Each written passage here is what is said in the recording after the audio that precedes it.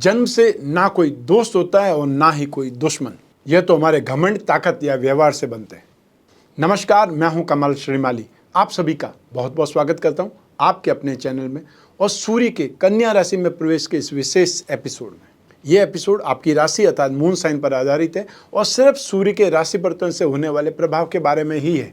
श्रीमद् भगवद गीता में सूर्य को सूर्य नारायण के नाम से संबोधित किया गया है और वेदों में सूर्य को ही संपूर्ण जीव जगत की आत्मा माना गया है।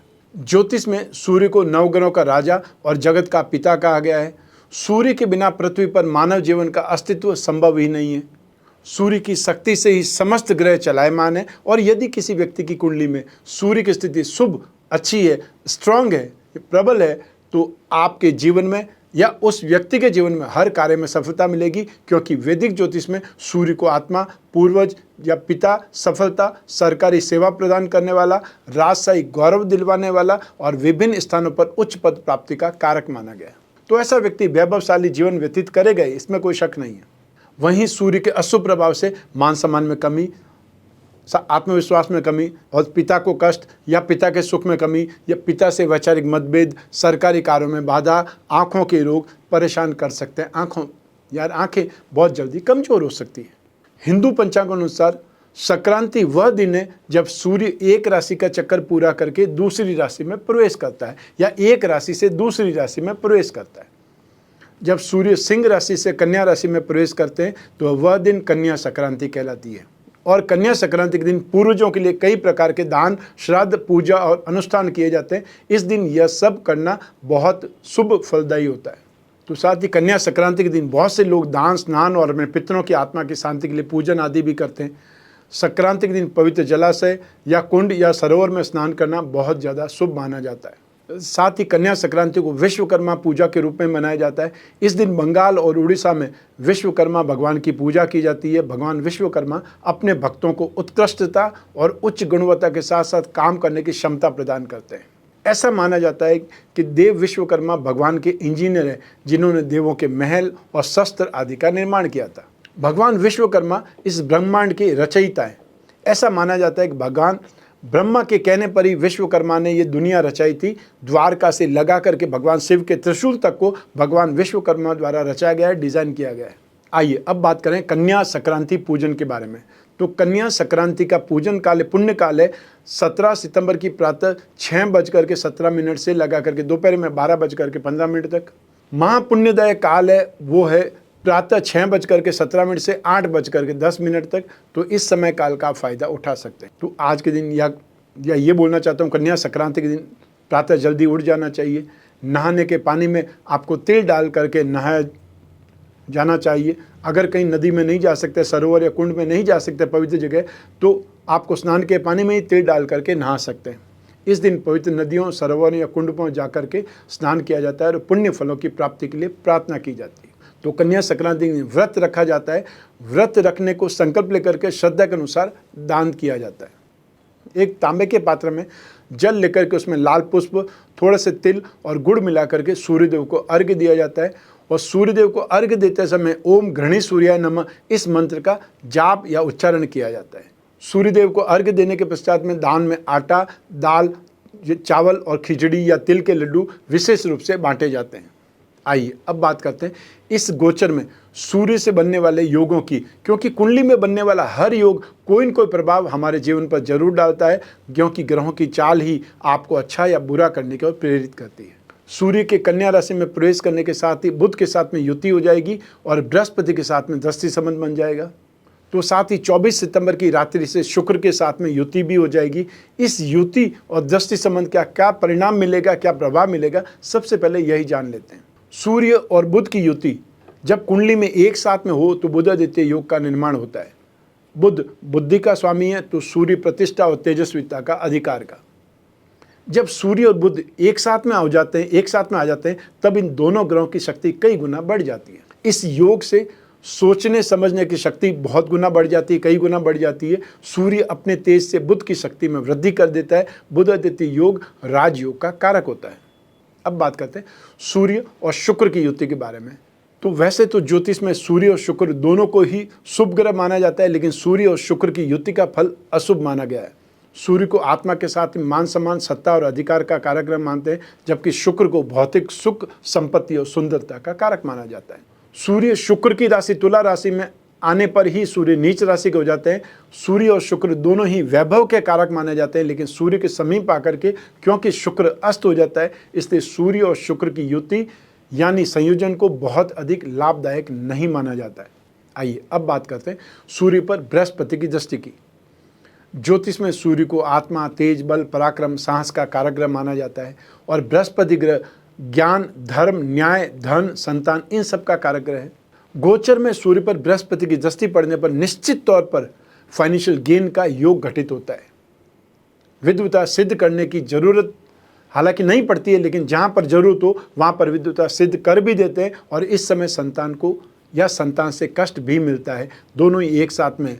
अब सूर्य के कन्या राशि में गोचर का विशेष फल क्या हो सकता है कि सूर्य के कन्या राशि में प्रवेश से व्यवसायियों के लिए बहुत ही लाभप्रद हो सकता है। इन दिनों उन्हें उन्नति और लाभ के अच्छे अवसर प्राप्त होंगे, लेकिन लापरवाही और असावधानी से भी बचना होगा, क्योंकि चोरों और असामाजिक तत्व यानी नेगेटिव पर्सन्स अधिक सक्रिय हो सकते हैं। वहीं देश की राजनीति की बात करें तो इस माह राजनीतिक गलियारों में सत्ता पक्ष और विपक्ष के बीच में काफ़ी गहमागहमी देखने को मिल सकती है। शासन की ओर से अर्थव्यवस्था को पटरी पर लाने का प्रयास किया जा सकता है। अर्थव्यवस्था में सुधार की गति तेज होगी, लेकिन जमीनी स्तर पर बढ़ती बेरोजगारी के कारण जनता में सरकार के प्रति आक्रोश बना रहेगा। किंतु सूर्य की अनुकूल स्थिति के कारण जनता उग्र नहीं होगी, शांत रहकर ही सरकारी गतिविधियों को देखेगी। अब यही सूर्य नारायण भगवान 17 सितंबर की प्रातः 7:20 पर उत्तरा फाल्गुनी नक्षत्र के दूसरे चरण में प्रवेश कर जाएंगे और इस प्रवेश से सूर्यदेव कन्या राशि में आ जाएंगे। उत्तरा फाल्गुनी नक्षत्र के स्वामी स्वयं सूर्य नारायण भगवान है, तो साथ ही कन्या राशि ये पृथ्वी तत्व की राशि है और सूर्य अग्नि तत्व प्रधान है। तो अग्नि तत्व और पृथ्वी तत्व के संयोजन के आपको क्या परिणाम मिलने वाला है, यही सबसे पहले हमको देखना है इस राशिफल के माध्यम से। तो आइए आरंभ करते हैं सूर्य के गोचर का राशिफल और आरंभ कर रहा हूँ मेष राशि से। मेष राशि से छठे भाव में रोग भाव में गोचरवश सूर्य का प्रवेश होगा। इससे कार्य सिद्धि और सभी सुखों की प्राप्ति संभव होगी। नए नए सामान की खरीद होगी अथवा शॉपिंग होगी। विरोधियों की, शत्रुओं की पराजय होगी, हार होगी। रोगों से राहत मिलेगी, स्पेशली दर्द में, मांसपेशियों के खिंचाव में। सरकारी अधिकारियों से, बड़े लोगों से मार्गदर्शन मिलेगा, फायदा मिलेगा। सेल्फ रेपुटेशन में इम्प्रूवमेंट आएगा और रोग, शोक इन सभी भावों से निकल करके मन और शरीर दोनों स्वस्थ और प्रसन्न होने लगेंगे। शिक्षा में और साथ ही साथ कंपटीशन एग्जाम की तैयारी कर रहे स्टूडेंट्स के लिए भी यह समय बहुत बेटर रहने वाला है।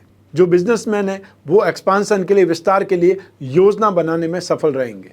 आइए अब बात करें वृषभ राशि की। तो आप वृषभ राशि से पंचम भाव में शिक्षा और संतान भाव में गोचरवश सूर्यदेव के आने से शुभ प्रभाव में वृद्धि होने लगेगी। संतान पक्ष से शुभ समाचार मिलने लगेंगे। संतान की जो चाह कर रहे हैं तो उन्हें खुशखबरी मिल सकती है। रोजगार में मानसिक भ्रम उत्पन्न हो सकता है। शारीरिक और मानसिक शक्ति में, क्षमता में, कैपेसिटी में, स्ट्रेंथ में कुछ कमी भी आ सकती है। आर्थिक हानि भी हो सकती है। स्वयं या संतान की चिंता भी हो सकती है। सरकारी अधिकारियों से वाद विवाद हो सकता है और यात्रा में कुछ असुविधाएं हो सकती है। स्वयं को आप कमजोर, असहाय अनुभव करने लग सकते हैं। आइए अब बात करें मिथुन राशि की। आपकी मिथुन राशि से 4th हाउस में सुख भाव में गोचरवश सूर्यदेव का प्रवेश होगा और इससे मानसिक और शारीरिक समस्याएं आ सकती है। बहुत बार घरेलू झगड़ों के कारण सुखों में कमी आ जाती है। वहीं जमीन जायदाद संबंधी बहुत प्रकार की समस्याएं भी उत्पन्न हो सकती है। इस गोचर में अच्छी सुख सुविधाएं नहीं मिल पाती है। यात्रा में भी प्राय असुविधाएं ही मिलती है और प्राय परिवार के लोग ही विरोधी हो जाते हैं या फिर विरोधी या कॉम्पिटिटर्स बहुत परेशान करते हैं। वैवाहिक सुख में भी अड़चनें आती है। मानहानि की संभावनाएं तक बन सकती है। तो ऐसी स्थिति में सूर्य के उपाय आपको करने चाहिए। वे उपाय क्या होंगे, इस एपिसोड के अंत में जब आप पहुंचेंगे तब आपको उपाय विस्तार से सुनने को मिलेंगे। आइए अब बात करें कर्क राशि की। राशि से 3rd हाउस में, 6th हाउस में, 11th हाउस में सूर्यदेव का गोचर बहुत शुभ माना जाता है। तो ऐसी स्थिति में कर्क राशि के लिए राशि से 3rd हाउस में या पराक्रम भाव में सूर्यदेव का गोचरवश प्रवेश होगा, जो कि आपके लिए बहुत अच्छा रहेगा। अब आपको रोगों से राहत, सुख चैन जैसे शुभ फल मिलेंगे। इस समय आप खुद को एनर्जेटिक महसूस करेंगे और अच्छे लोगों से, भले लोगों से या जो सरकारी अधिकारी हैं उनसे मेल मुलाकात होने लगेगी। संतान से फ्रेंड से फाइनेंशियल गेन या सपोर्ट मिलेगा, सम्मान मिलेगा। भाई बहनों की इम्प्रूवमेंट के प्रोग्रेस के आसार भी बनने लगेंगे और शत्रुओं की आसानी से हार हो जाएगी या वो कंट्रोल में आ जाएंगे और आप लक्ष्मीवान और प्रतिष्ठावान बनने लगेंगे या उस ओर अग्रसर हो जाएंगे। इस अवधि में प्राय लोगों को हायर पोस्ट मिलती है। वो पोस्ट चाहे वो टेम्परेरी मिले, डेपुटेशन के लिए मिले या कोई छुट्टी पर है उस वजह से आपको उस पोस्ट पे जाने का मौका मिले, लेकिन वो मौका आपको अपनी प्रतिभा दिखाने का सबसे सही माध्यम हो सकता है और इस समय काल में व्यक्ति सबसे अच्छा व्यवहार करने लगता है। आइए अब बात करें सिंह राशि की। तो आप सिंह राशि से सेकंड हाउस में धन और संपत्ति भाव में सूर्यदेव का गोचरवश प्रवेश होगा। अब दुष्ट और बुरे कर्म करने वाले लोगों से मेल मुलाकात होने लगेगी और खुद का स्वभाव भी धूर्ततापूर्ण, धोखेबाजी करने वाला, फ्रॉड करने वाला उस ओर होने लगेगा या वो स्वभाव अट्रैक्ट करेगा। वो बातें, वो एक्टिविटीज़ आपको एक प्रकार से अट्रैक्ट करेगी, आपका ध्यान खींचेगी। सिर में दर्द रहने लगेगा, आंखों में इन्फेक्शन या धुंधलापन आ सकता है। व्यापार में, धन संपत्ति के सौदों में कुछ पैसा फंसने का डर भी लगा रहेगा। आपके फ्रेंड्स और परिवार वालों के साथ में आर्ग्यूमेंट हो सकते हैं, झगड़े हो सकते हैं या विरोधाभास हो सकता है और ये महीना अर्थात यह सूर्य का गोचर अशांति और क्लेश में व्यतीत हो सकता है। लेकिन राशि से धन भाव में सूर्यदेव के आने से धन प्राप्ति के योग भी आपके लिए बनेंगे और प्रत्येक संपत्ति में भी आपको लाभ मिल सकता है। सूर्य के उपायों से आपको जरूर राहत मिलेगी। आइए अब बात करें कन्या राशि की। आपकी कन्या राशि में ही गोचरवश सूर्यदेव पधार रहे। इस समय आप में अहंकार की भावना आ सकती है, ईगो बलवान हो सकता है, पैसों का नुकसान हो सकता है, आपके मान सम्मान में कमी आ सकती है। स्वास्थ्य अच्छा नहीं रहेगा। ब्लड प्रेशर, हार्ट प्रॉब्लम्स, बहुत ज़्यादा थकान, पेट के रोग, आँखों के रोग आपको परेशान कर सकते हैं। इन रोगों से कष्ट उठाना पड़ सकता है और अधिकतर समय बिना किसी कारण के घूमते रहेंगे और आपको कई बार अपने कामकाज से, बिजनेसवश अपने परिवार से दूर भी रहना पड़ सकता है।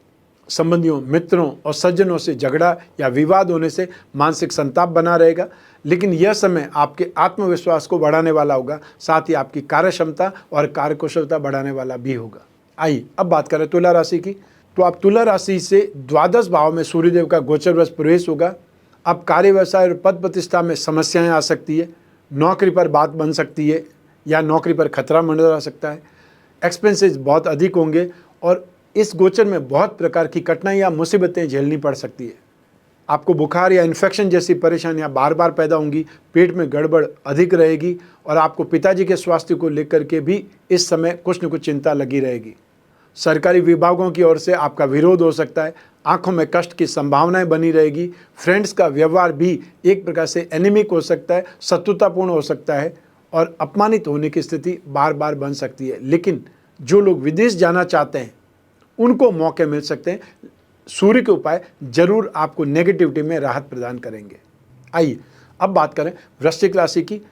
आपकी वृश्चिक राशि से एकादश भाव में, लाभ भाव में गोचरवश सूर्यदेव का प्रवेश होगा और इससे आपकी कैपिटल में इम्प्रूवमेंट होने के आसार बनेंगे। आपके कैरियर में भी आपकी परफॉर्मेंस अच्छी रहने लगेगी और आपको कई प्रकार के लाभ, आर्थिक उन्नति, फाइनेंशियल गेन, शानदार खाना पीना, नई पोस्ट या हायर पोस्ट या फिर नई नौकरी, साथ में बड़े लोगों का सहयोग प्राप्त हो सकता है। हेल्थ अब अच्छी रहेगी और मांगलिक कार्य, पूजा पाठ या अभिषेक आदि कुछ न कुछ घर में हो सकते हैं या इस समय काल में श्राद्ध हो सकते हैं घर में, या कोई को बड़े रूप में आप कोई मांगलिक कार्य, आध्यात्मिक कार्य कर सकते हैं।